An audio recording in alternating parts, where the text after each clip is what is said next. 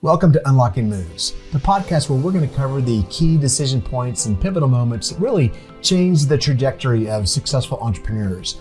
We're going to tell stories, and we're going to be very authentic about this. We want to hear not just the glory stories, but also the gory stories. Because as I like to say, the bigger the shit show, the bigger the lesson.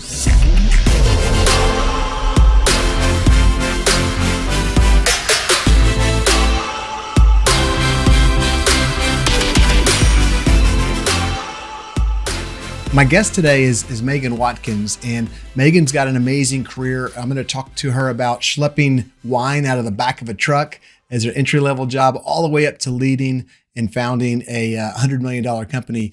But Meghan, I usually like to start my episodes with a bang, with some research from my crack research team, with something that's going to really shock you, maybe shock our audience. I couldn't find anything on you. The most shocking thing I could find on social media from you was this great raving review you wrote about me in my book, Who's Your Mike? You can't be that pristine. You can't be that clean. Where's the dirt on you? Where is the dirt? Gosh, I mean, we all have our dirt, right? We all have a little bit of it. But I don't know. I guess I've kept it squeaky clean over the years. As I said before, what happens on YouTube stays, or what happens in Vegas stays on YouTube, which is what my good friend Eric Qualman talks about. So you are doing very good about keeping your social media clean. There you go. As you guys have already heard, Meghan Watkins is my guest today on Unlocking Moves. Meghan is a friend, and she's also a coach at CEOCI International. But she's had an amazing career, as I said, from, I don't know if you drove the wine truck, but it makes for a great story, all the way to founding and leading a $100 million enterprise, and lots of journey in between. Meghan, thank you so much for joining me today. It's a pleasure, Kurt. Thanks for having me. Well, so spoiler alert, we're talking about wine a little bit, and I'm not a wine aficionado. I grew up in South Louisiana. I went to Arkansas. I live in Texas, redneck, coon-ass hillbilly. I don't know much about wine. So we're not going to talk a lot about wine, but I do want to talk about your journey and any surprises along the way, going from kind of modest beginning, entry level, all the way to where you are today. Yeah, absolutely. So my first business was actually not in the wine business. A lot of people don't know that, but I actually started up a resume company that still exists today called Perfect Resume USA. And this was back in 2008. And my boyfriend at the time was actually a newscaster on air. And he was a really good writer. And we were having a lot of our friends were actually losing their jobs and were asking for help on finding a job. And he would look at their resumes and he would redline the heck out of them and start out a few. You want to help your friends out that are losing their jobs, of course. Well, it ended up becoming a real, there was a real need there. So on a Sunday afternoon, I dragged him to a Starbucks and we sat down and I said, we're going to create a business here. You are a great writer and I've always wanted to start a business. I think I was 24. So let's get this thing off the ground. And so sure enough, we went ahead and created a voice over IP. So that was the phone number. We did all the guerrilla marketing you can imagine. This was way before, you had an Instagram account and things like that. SEO was just coming out. Like I was one of the first people that knew what that acronym actually was. Google shut us down after a few months because I was using my home address, of course. But he would take the phone until 2:00 and answer the phone calls and schedule meetings with these people that we were able to get appointments with. And then he would go on air and I'd take the phone and answer the calls after that. And we took it off, and it's a flourishing business to this day. And so that was my first business, but I was selling wine as my day job at that point, and ended up moving up to Napa Valley and started working for a winery out there, but always wanted to actually open up a wine and spirits distributor, which is where I had originally cut my teeth. If you're just joining us on Unlocking Moves, today's episode is brought to you as usual by HireBetter, the strategic talent partner for growth-minded entrepreneurs everywhere. Wow. So that's how entrepreneurs are born, from a need in the market to just a go-get-em mentality. A lot of people wouldn't have done that. So kudos to you. Was the business sold, or do your former boyfriend now still have it on his own? Is that He still has it to this day. I referred him a client yesterday. Oh, nice. Nice. Do we no longer receive equity or, checks from him, disbursement checks from him? Distribution checks? No comment. All All right, perfect. Well, so thank you for that. I loved hearing your story. That's something I didn't know. So there we go. We've got something. Meghan, you do talk a lot about scale at speed.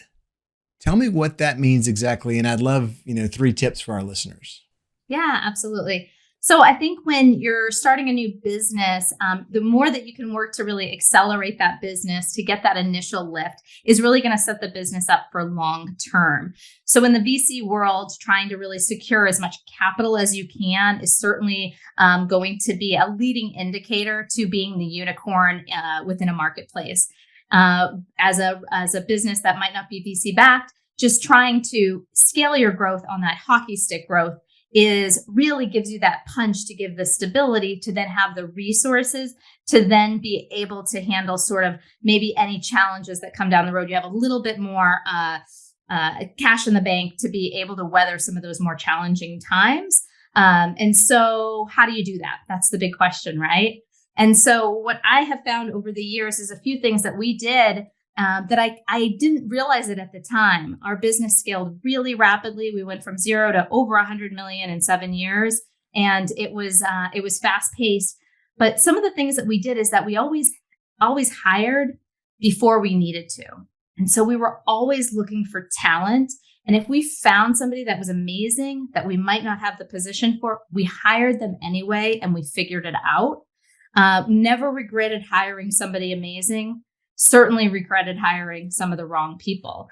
And so I think the more that you can line the bench with great talent and you're hiring ahead of the curve really lends itself to being able to scale quickly. There's something you said there. You said line the bench. And what I think you were talking about was making those hires, but I would encourage our listeners to always be recruiting, building a bench of people you can go to when the time is right as well.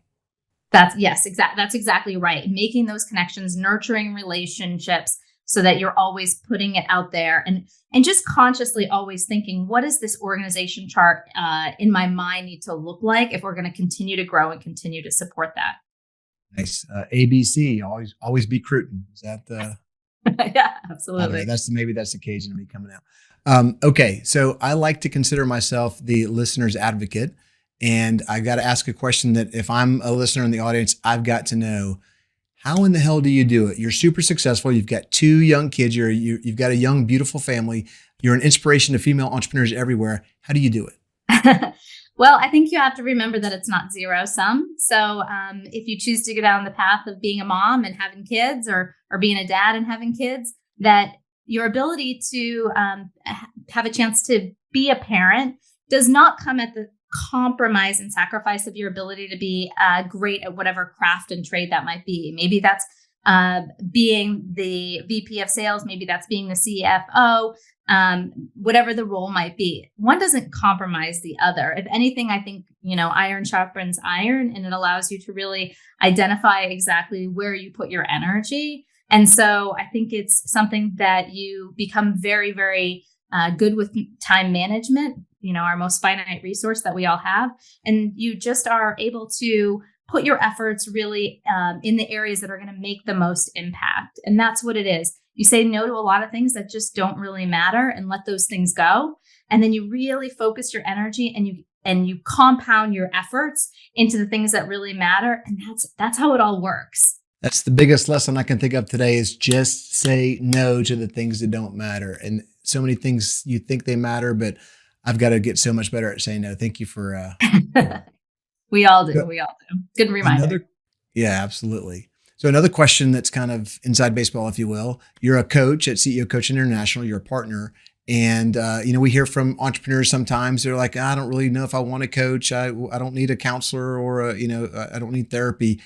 But it's not that. So tell me a little bit about what you would say to that. And I know you work with a lot of entrepreneurs. Yeah, absolutely. Coaching is definitely much different than therapy. Not to say that sometimes it isn't incorporated into things, especially as things like imposter syndrome and things like that surface in leaders, very common. But really, if you think about it, anybody that's great at their craft has a coach. If you're going to be a great athlete, you're going to be a coach. If you're going to be a great actor, you're going to have a coach. And so to have somebody side by side with you that isn't afraid to call you out on the blind spots that you might not necessarily see and to help guide you to be able to become the best version of yourself, the best leader that you want to show up to your team as, and also be able to identify the areas that might not be obvious to you in terms of being able to grow and scale your business is wildly impactful. I mean, we say we're a rounding error for a business's P&L, but honestly, we pay for ourselves. If you're doing the job right, a coach is certainly going to pay for themselves by the efforts that you put in and being able to, between saving money, but also being able to grow that business efficiently is really where the value is. I echo that. I think you guys do a great job, and coaches in general. I love your analogy about athletes have coaches, actors have coaches, we all have coaches, or we should have coaches. I want to ask you about a topic that's near and dear to my heart. So as you know, I wrote a book called Who's Your Mic? A No Bullshit Guide to the People You Meet on the Entrepreneurial Journey. You wrote a raving review, and I can't pay you enough for that.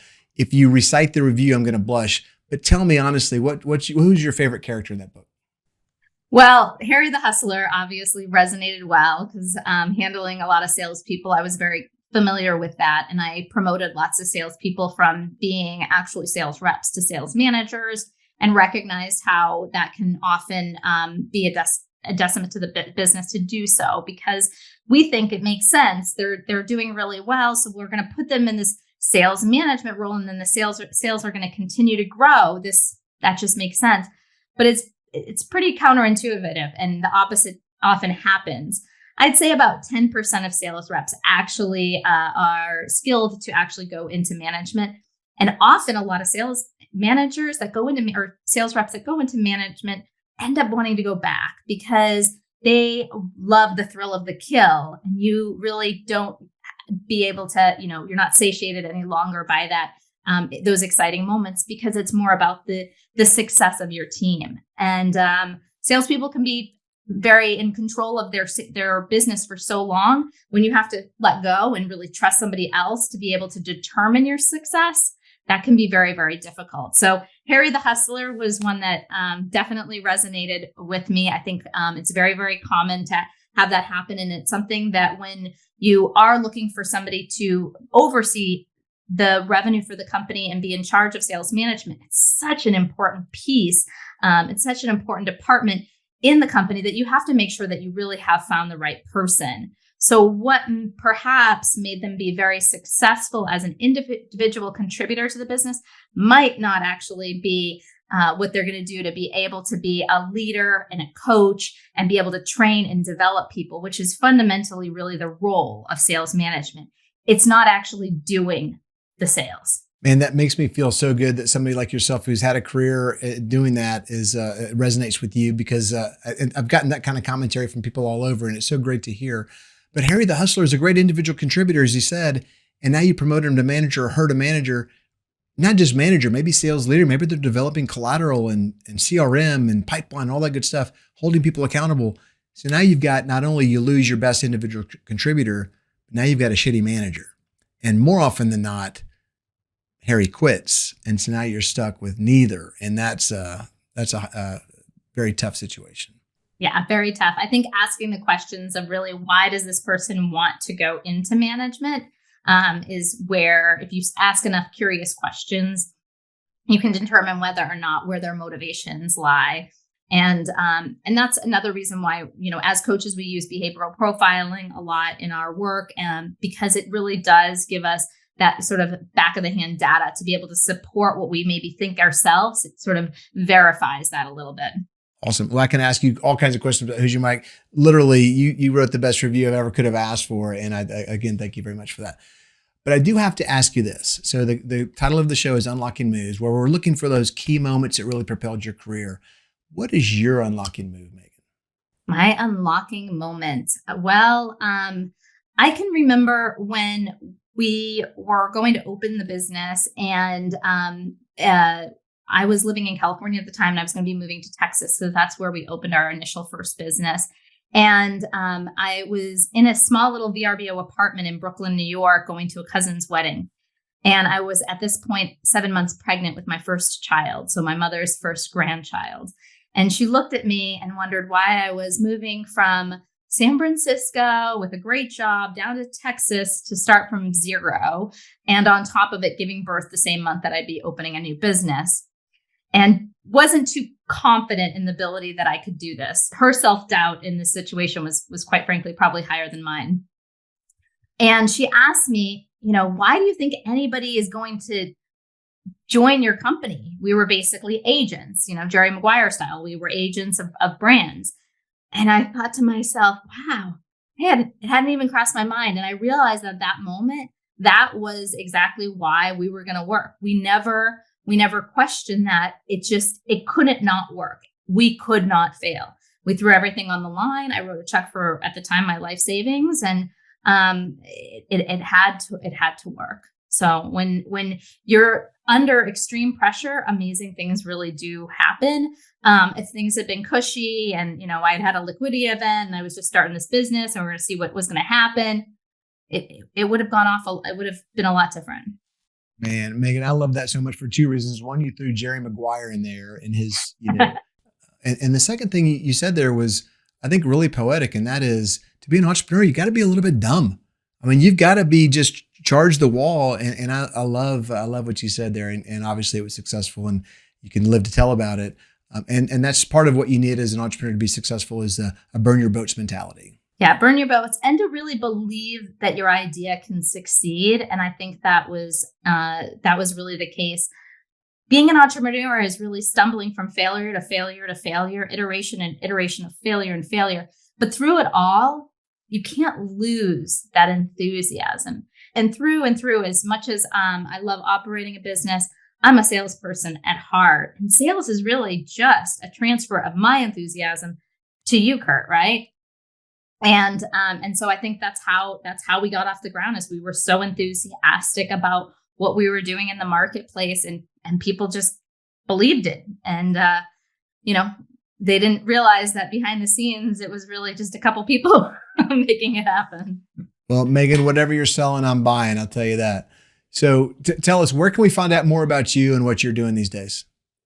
CEO Coaching International is the firm that I work with. There's 65 coaches on this team. All of us have run $100 million plus organizations across all different verticals. And we work with clients in, I think, 40 different countries now. So it's a great organization if you're looking for a coach. So CEOCoachingInternational.com or CEOCoaching.com, actually, right? CEOCoaching.com. Yep, that's right. Perfect. And then look for Meghan Watkins. So I've got a secret question for you, and that is, tell me one question that you never get asked, but either you wish people would ask you, or frankly, you're glad they don't ask you. One question that I wish I got asked. Am I a natural redhead? Yes.